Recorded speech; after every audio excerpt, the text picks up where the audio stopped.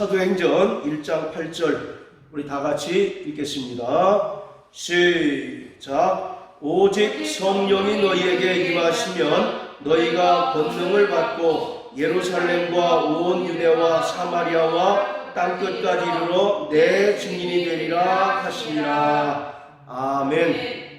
예수님께서 부활 승천하시면서 제자들에게 하셨던 마지막 유언과 같은 그러한 명령입니다. 이 말씀은 마태복음 28장 19절 20절 너희는 모든 족속으로 제자를 삼고 아버지와 아들과 성령의 이름으로 침례를 주고 내가 너희에게 분부한 모든 것을 가르쳐 지키게 하라 하신 그 예수님의 말씀과 동일한 명령인 것입니다. 자, 그런데 여기서 이제 문제가 되는 것은 과연 여기서 이야기하는 땅끝은 어디를 가리키고 있을까? 어떤 한정된 지역 또는 특정한 지역을 가리키고 있는 것일까? 아니면 우리가 알고 있는 그 이상의 의미가 있을까라고 하는 것에 대해서 오늘 말씀을 드리겠습니다. 이 땅끝까지 이르러 내 증인이 되리라.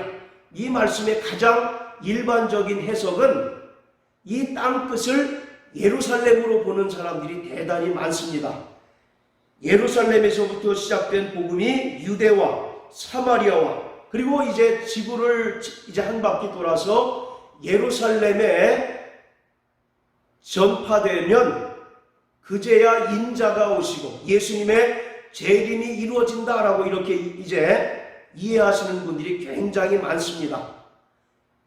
대표적으로 여러분들 그 인터콥이라고 아시죠? 인터콥 선교회요. 상주에도 그 열방센터 있지 않습니까? BTJ 열방센터인데 정확한 명칭이 BTJ라는 것이 Back to 예루살렘입니다. 예루살렘으로 돌아가자라고 하는 슬로건이 그들이 주장하는 대표적인 내용인데요. 그들은 금방 말씀드린 것처럼 예루살렘에서 시작된 복음이 지구를 한 바퀴 돌고 드디어 예루살렘으로 입성하게 되면 이제 주님의 재림이 이루어진다라고 믿습니다. 이렇게 인터콥에서 주장하는 내용들을 좀 자세하게 살펴보면 그들은 이 복음의 서진을 주장을 합니다. 예루살렘에서 시작된 복음이 지구를 중심으로 서쪽으로 주로 전파되었다라고 주장을 하는 거죠. 로마로 전파되고 또 로마에서 해가 지지 않는 나라 영국으로 전파되고 또 영국에서 북아메리카 미국으로 전파되었다가 미국에서 다시 이제 그 극동아시아인 한국으로 전파되고 또 한국이 불쏘시개 역할을 해서 중국에 막대한 영향을 줌으로써 중국이 이슬람권을 뚫고 예루살렘으로 복음을 전파한다라고 하는 그런 이제 기본적인 골격을 가지고 있습니다. 그리고 그들이 또 이제 주장하는 것 중에 하나는 9.11 테러 아시죠? 2001년도인가 뭐 일어난 그 9.11 테러로 인해서 세계 기독교에서 미국이 차지하는 그 영적인 지도력은 이미 상실되었고 그것이 한국으로 넘어왔다는 겁니다. 그래서 인구당 가장 많은 선교사를 파송하는 나라 그리고 또 한국이 왜 중요하냐? 중국을 향한 그 불쏘시개 역할을 한다는 겁니다. 중국을 깨우고 또 중국을 변화시켜서 중국에는 지금도 회족, 이슬람 사람들이 많이 살지 않습니까? 그리고 중국은 대대로부터 그 실크로드를 통해서 이제 그 이슬람권과 아랍권과 많은 교역을 했기 때문에 이 중국을 깨우면 중국이 마지막 그 사명을 마지막 주자로서의 사명을 감당할 것이다 라고 이렇게 이제 그 이야기를 합니다. 그리고 그들이 또 주장하는 예수님 재림의 그 중요한 두 가지 증거가 있어요. 그 첫 번째는 미전도 종족이 급격하게 줄어들 것이다. 미전도 종족이라는 것은 복음을 한 번도 듣지 않은 사람들을 이제 가리키는데 마태복음 24장 14절의 말씀처럼 모든 민족에게 복음이 전파되면 천국 복음이 전파되면 그제서야 끝이 오리라 하신 그 말씀을 근거로 해서 이 세상에 복음을 듣지 않은 사람들이 없어질 때, 그래서 미전도 종족이 점점 줄어드는 것이 재림에 굉장히 중요한 증거가 된다라고 이렇게 이제 생각을 합니다. 그리고 그들이 또 이제 그 재림의 징조로 주장하는 게 뭐냐면 1948년도에 이스라엘이 독립을 하게 됐는데 과거 2000여 년 동안 2000년 넘게 나라 없는 민족으로 이제 전 세계를 전전하며 살던 그 이스라엘이 드디어 이제 하나님의 은혜로 말미암아 그 국가가 독립되고 전 세계에 흩어졌던 유대인들이 다시 예루살렘으로 돌아오는데 그것이 예수님의 가장 강력한 징조요 증거다라고 주장을 해요. 자, 우리 마태복음 24장 한번 다 같이 보세요.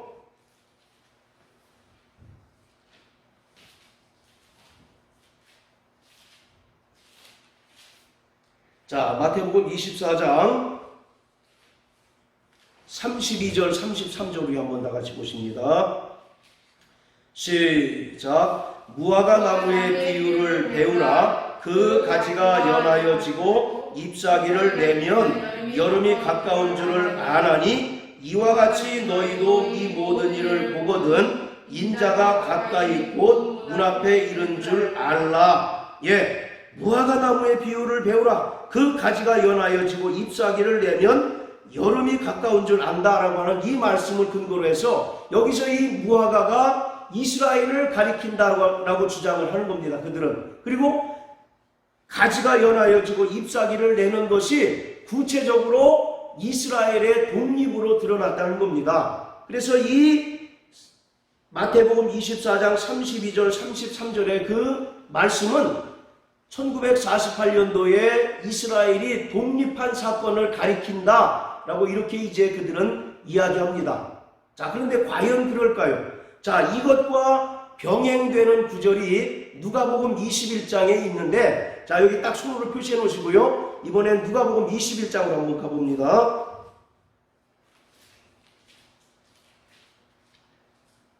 자, 누가복음 21장 29절부터 31절까지입니다. 자, 같이 읽습니다. 시작. 이에 비유로 이르시되 무화과 나무와 모든 나무를 보라. 싹이 나면 너희가 보고 여름이 가까운 줄을 아나니 이와 같이 너희가 이런 일이 나는 것을 보거든 하나님 나라가 가까운 줄을 알라. 예, 어떻습니까?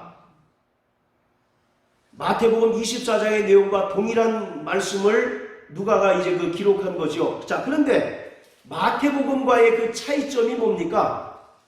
마태복음에는 무화과 나무의 비유를 배우라 이렇게 얘기하잖아요. 무화과 나무만 이야기하는데 누가복음 21장 29절에는 무화과 나무와 모든 나무를 보라 이렇게 되어 있습니다.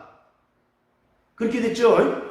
야, 자, 이와 같이 비단 무화과 나무만 지칭하는 것이 아니라 모든 나무를 보라 이렇게 얘기합니다. 그러니까 이 무화과 나무의 비유는 이 무화과 나무를 이스라엘로 간주해서 이스라엘이 독립한 것을 가리키는 것이 아니라 하나님께서 지으신 모든 피조물들을 통해서도 예수님의 그 재림의 징조를 알 수 있다라고 하는 이야기를 지금 주님이 하시는 거예요. 마태복음 24장에 보면 제자들이 예수님께 묻습니다. 마지막 때에 무슨 징조가 있겠습니까? 라고 묻습니다. 그랬더니 예수님께서 처처에 기근이 일어나고 지진이 일어나고 또 민족과 민족이 나라와 나라가 싸울 것이다 라고 하신 그 말씀의 연장선상에서 무화과 나무 이야기를 하신 거거든요. 그러니까 이 무화과 나무라고 하는 것은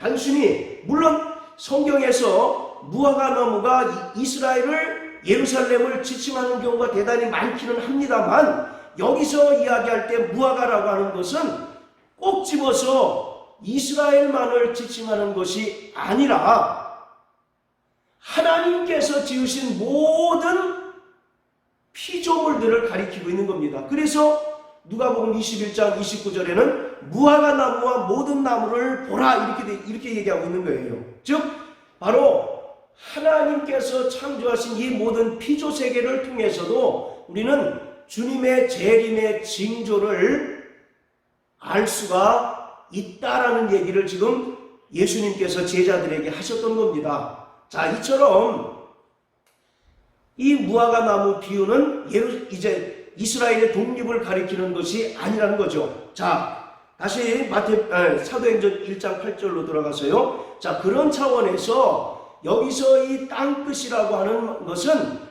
어떤 특정하고 한정된 지역으로서의 예루살렘을 가리키는 것이 아니라 모든 민족을 가리키고 있는 겁니다. 모든 세계를 가리키고 있는 거예요. 실제로 사도 바울이 고백하기를 복음이 이 지구를 중심으로 서쪽으로만 전파된 것이 아니라 동쪽으로도 대단히 왕성하게 복음이 전파가 됐습니다. 지금 그 동유럽에 있는 정교회 있지 않습니까? 그 정교회가 바로 복음이 증거됐다는 분명한 증거고요. 그리고 심지어 여러분 사도 도마 아시지 않습니까? 사도 도마가 인도에 가서 복음을 전하다가 순교했다라고 하는 것이 기독교의 그 정설인데, 또 좀 색다른 주장을 하는 사람이 있어요. 한국 사람인데 심지어 이 도마라는 사람이 경남 김해까지 왔다는 겁니다. 그리고 경북 영주까지 와서 복음을 전했다라고 이렇게 강력하게 주장하시는 분들이 있어요. 그래서 대구에 가보면 도마 박물관이 있습니다. 그래서 그분이 주장하는 게 이 사도 도마가 인도에서 복음을 전하다가 배를 타고 경남 김해, 그 당시에 가야국이라고 합니다. 가야국에 와서 복음을 전해서 이 가야국이 기독교 국가였답니다. 그리고 또 이 사도 도마가 경북 영주 어느 지역에 가서 복음을 전하고, 그래서 지금도 그 바위에는 히브리어로 도마라고 하는 그 이름이 분명히 기록된 바위가 있대요. 물론 이것이 기독교에서 인정하고 있는 정설은 아닙니다만 그분이 수십 년 동안 강력하게 주장을 하고 있어요. 이 말씀을 드리는 것은 굳이 복음이 지구를 중심으로 서쪽으로만 진행된 것이 아니라 동쪽으로도 또 모든 민족과 세계로 편만하게 증거됐다라고 성경은 분명하게 증언하고 있습니다. 그런 의미에서 이 땅끝이라고 하는 것은 어떤 인터콥이나 또는 그런 비슷한 주장을 하는 사람들이 이야기하는 것처럼 예루살렘이라고 하는 한정된 지역을 말하는 것이 아니라 모든 민족, 바로 모든 세계의 복음이 전파되어야 된다라고 이와 같이 말씀하고 있는 것입니다. 자, 그런데 지금 이 사도행전은 누가가 기록했습니다. 그리고 이 누가라고 하는 사람은 사도 바울과 선교 동력자였어요. 자, 그런데 이 누가와 사도 바울에게 있어서 최소한 땅끝이라고 하는 것은 지금의 스페인을 가리키고 있습니다. 그러니까 여기서 이야기하는 땅끝이라고 하는 것은 모든 민족, 모든 세계를 가리키지만 최소한 누가와 사도 바울에게는 바로 지금의 스페인을 지칭하고 있습니다. 자, 우리 로마서 15장 한번 다 같이 보세요.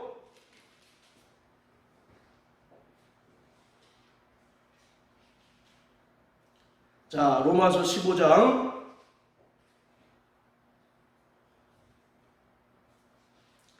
23절 우리 한번 다 같이 읽어보실까요?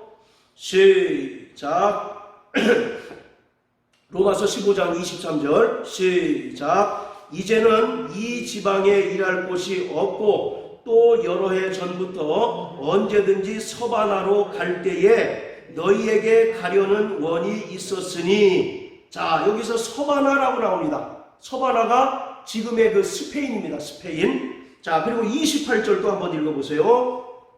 자, 시작. 그러므로 내가 이 일을 마치고 이 열매를 저희에게 확증한 후에 너희에게를 지나 내가 서바나로 가리라. 그러니까 이 사도 바울에게는 일생의 수건 사업으로 서바나에 가서 복음을 전하고자 하는 강력한 염원이 있었던 것입니다.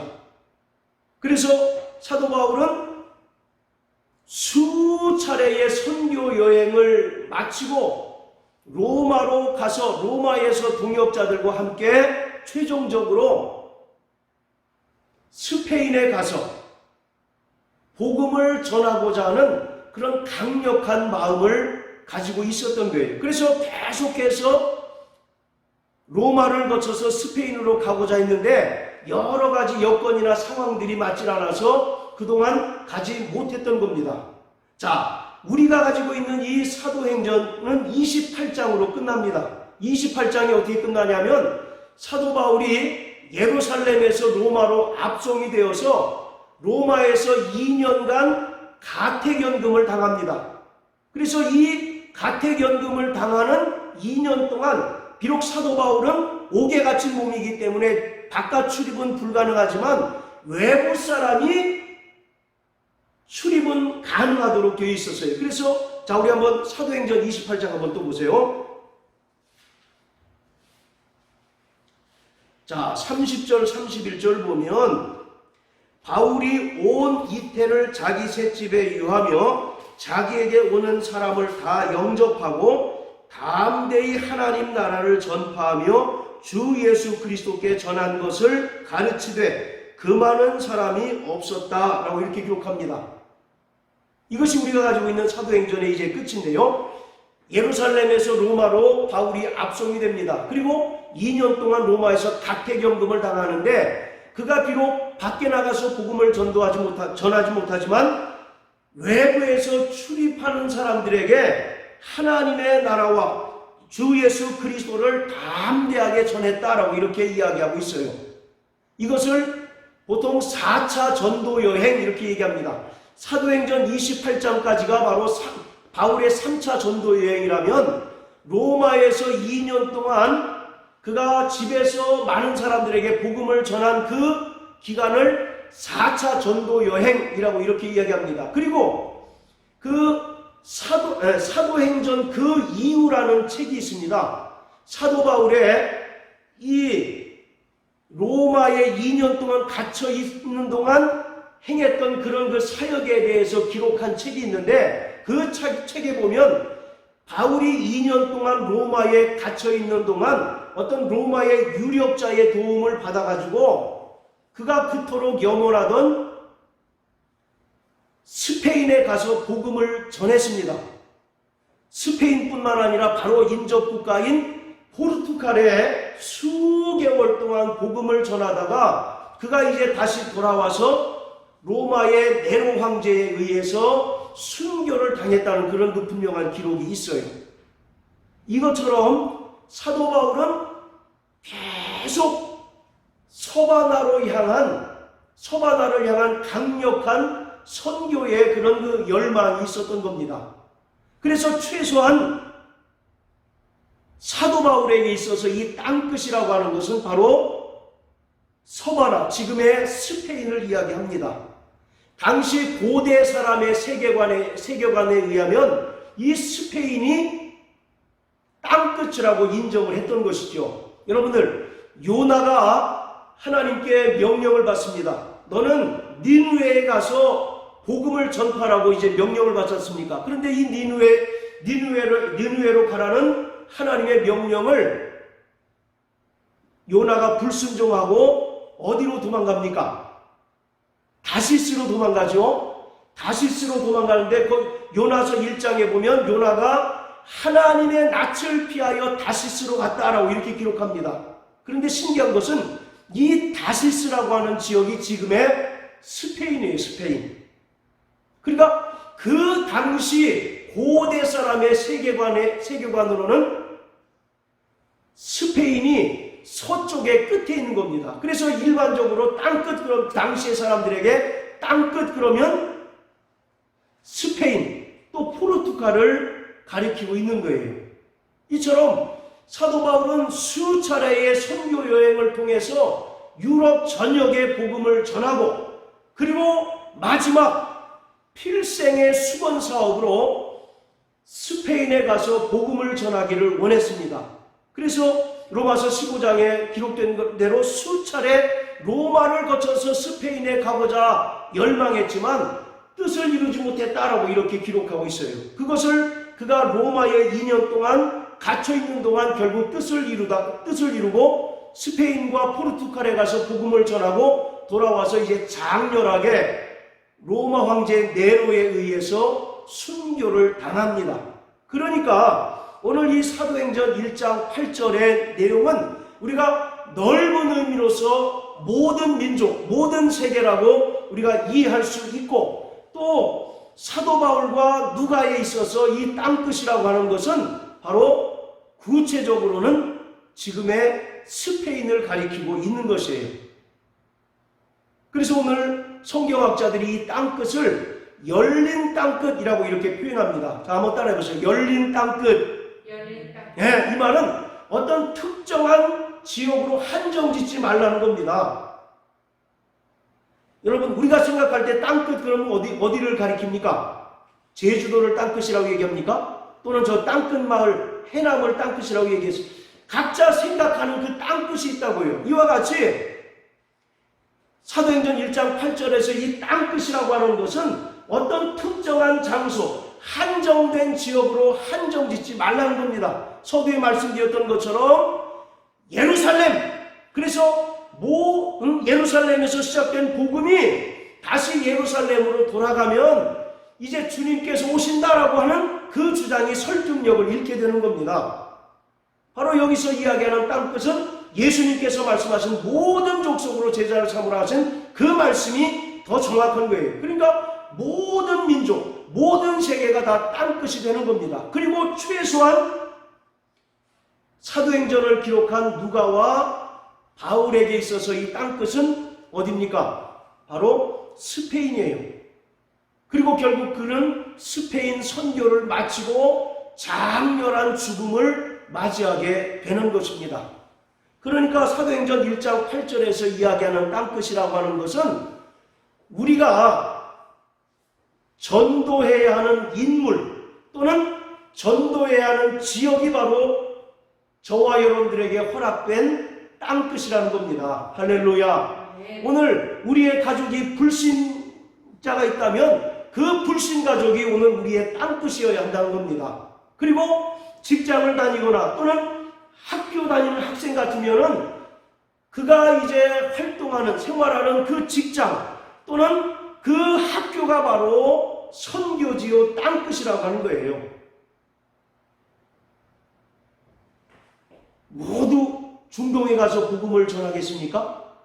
아니면 모두 저 예루살렘에 가서 복음을 전하겠습니까? 그것은 하나님께서 주신 그 믿음의 분량껏 하라는 겁니다. 어떤 이는 더 강렬한 선교의 사명이 있어서 지금 IS가 판치는 저 중동에 가서 아프가니스탄이나 전 아랍권에 가서 복음을 전하다 장렬하게 순교하는 사람이 있는가 하면 또 환경이나 여러 가지 여건이 여의치 못한 사람에게는 그 사람이 속한 가족의 불신자 또 그가 활동하는 삶의 터전이 바로 그에게 하나님께서 허락하신 땅끝이요 또 선교지라고 하는 것을 우리는 분명히 깨달아야만 한 것입니다.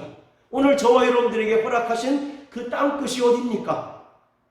또 매일 우리가 의미 없이 스치는 그 사람들 가운데 어떤 이가 바로 우리의 땅끝이 될 수가 있다는 겁니다. 결국 이 사도 바울이 이야기하고 있는 것은 교회의 존재 목적, 성도의 존재 목적은 하나님께서 우리에게 허락하신 그 땅끝, 그것이 어떤 특정한 사람이든 또는 우리가 이제 활동하는 그 삶의 터전이든 그 땅끝에서 때를 얻든지 못 얻든지 하나님의 말씀을 힘써 전하고 또 장렬하게 순교할 수 있도록 순교하도록 복음을 전하라고 하는 겁니다. 할렐루야. 네. 바로 그것이 증인의 삶이라는 겁니다. 증인이란 말은 헬라어로 마르투스라고 하는데 순교자 그런 뜻입니다. 예수님께서 죄인들을 구원하시기 위하여 십자가에 달려 순교하셨던 것처럼 오늘 너희도 그와 같이 순교하라는 겁니다. 마태복음 16장 24절에 보면 나를 따르려거든 자기를 부인하고 자기 십자가를 지고 나를 따라야 할 것이다 라고 이와 같이 말씀합니다. 자기를 부인하고 자기 십자가를 지고 주님을 따르는 게 뭐겠어요? 결국 이 땅에서 복음을 전하는 것입니다. 예수님께서 이 땅에 오셔서 천국 복음을 전하시고 죄인들을 구원하시기 위하여 십자가에 달려 죽으시고 부활하셨던 것처럼 철저하게 자기를 부인하고 자기 십자가를 지라는 말씀은 이 땅에서 때를 얻든지 못 얻든지 힘써 하나님의 말씀을 증거하고 천국 복음을 전하라는 겁니다. 언제까지 또 어디까지? 바로 땅끝까지라는 겁니다. 한정된 지역으로 제한하지 말라는 겁니다. 어떤 이들이 주장하는 예루살렘, 또 어떤 이들이 주장하는 스페인, 사도 바울에게 있어서 바로 스페인이 땅끝이었던 것처럼 오늘 저와 여러분들에게 하나님께서 허락하신 땅끝은 어디입니까? 여전히 하나님을 알지 못하고 죄악 중에 거하는 우리의 가족이 바로 땅끝일 수 있고 오늘 우리의 삶의 터전이 바로 땅끝일 수 있다라고 하는 겁니다. 그래서 성경은 때를 얻든지 못 얻든지 하나님의 말씀을 힘써 전하라고 말씀합니다. 교회의 존재 목적이 뭡니까? 교회는 두 가지만 잘하면 됩니다. 첫째, 모이기를 힘써야 합니다. 모여서 뭐 할까요? 하나님을 찬양하고 하나님께 예배로 영광 돌립니다. 그리고 또 흩어지기를 잘해야 됩니다. 왜 흩어져야 됩니까? 복음을 전하기 위해서 흩어져야 됩니다. 그래서 교회는 모이는 기능과 흩어지는 기능만 잘하면 그 규모와 상관없이 하나님께서 기뻐하시는 정말 주님의 몸된 교회가 될 수가 있는 것입니다. 아멘. 오늘 우리는 그 사명을 맡은 자인 것을 기억하셔서 정말 여러분들에게 오늘 저와 여러분들에게 허락된 그 땅끝까지 이르러 복음을 전하시게 되길 주의 이름으로 축원합니다. 아멘. 그것이 바로 순교자의 삶이에요. 굳이 우리가 꼭 아프가니스탄에 가서 이슬람 사람들에 의하여 붙들려서 죽는 것만이 순교가 아니라 이 땅에서 철저하게 자기를 부인하고 자기 십자가를 지고 주님이 그러하셨던 것처럼 오늘 우리도 우리에게 허락된 그 땅끝까지 이르러서 복음을 전하는 것이 바로 증인이고 그것이 바로 순교자의 삶인 것입니다. 우리 잘 아시는 것처럼 파수꾼 잘 아시지 않습니까? 파수꾼이 적들이 침입해오는 것을 백성에게 알렸는데도 불구하고 백성이 그것을 방비하지 않고 죽었다면 이 파수꾼은 면책을 받습니다. 그러나 적들이 침입함에도 불구하고 파수꾼이 알리지 않음으로 인해서 그 백성들이 죽었다면 하나님께서는 그 파수꾼에게 백성들의 핏값을 바로 청구하시고 백성들의 그 핏값을 요구하신다라고 우리에게 분명하게 말씀하고 있습니다. 그러므로 정말 날마다 주님이 그러하셨던 것처럼 또 많은 믿음의 선진들이 복음을 전하다가 장렬하게 순교했던 것처럼 오늘 우리에게 허락하신 그 땅끝까지 이르러서 정말 복음을 증거하고 또 날마다 하나님의 말씀을 전파하는 우리 모든 성도 되시기를 주의 이름으로 축원합니다. 할렐루야.